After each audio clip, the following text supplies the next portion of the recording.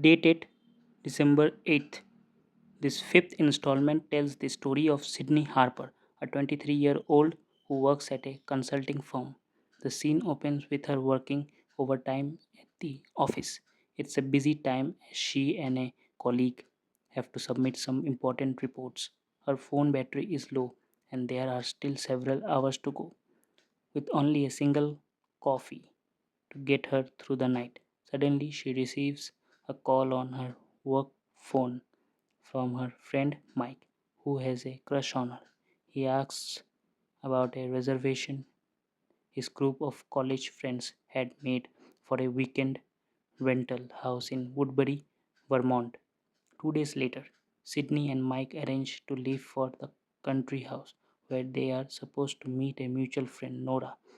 The drive is long, and before reaching their destination, they stop at a roadside pizzeria.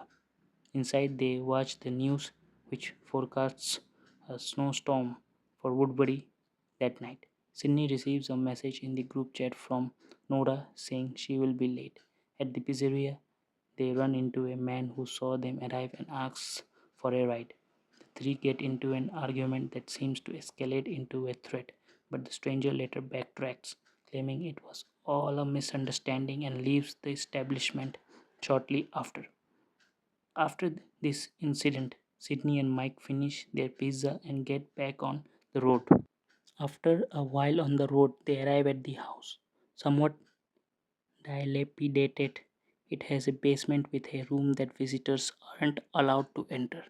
When they reach their room, they run into Rick, the owner who rented them the house. He says he's there looking for his cat and trying to fix the television after bad review left by previous guests.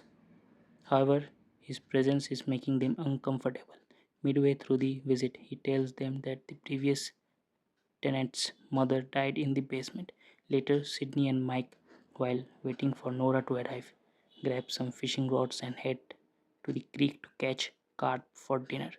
While preparing dinner, they decide to play with a Ouija board, taking advantage of Rick's comment. Midway through the game, Mike asks a question and hears a whisper behind him, something moving. He jumps up in fright and flees the basement, leaving Sydney alone. After this incident, they decide to forget about it and eat dinner while waiting for Nora. To kill time, Mike, ever the Joker, tries to scare Sydney into playing hide and seek. She has to hide in the basement, the shed, or the attic, where she finds the owner's cat who was looking for him.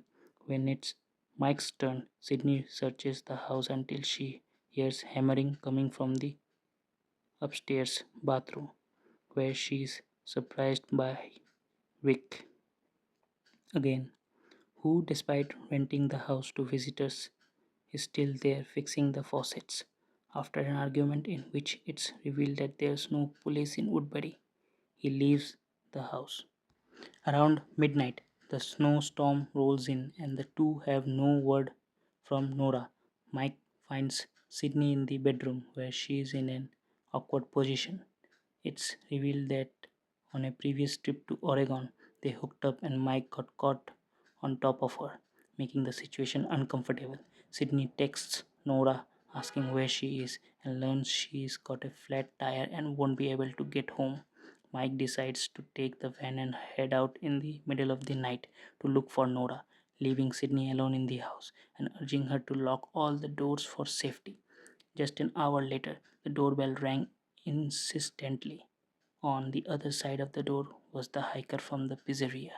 He repeated his story about being stranded in the middle of nowhere and needing shelter until a group of friends came to pick him up.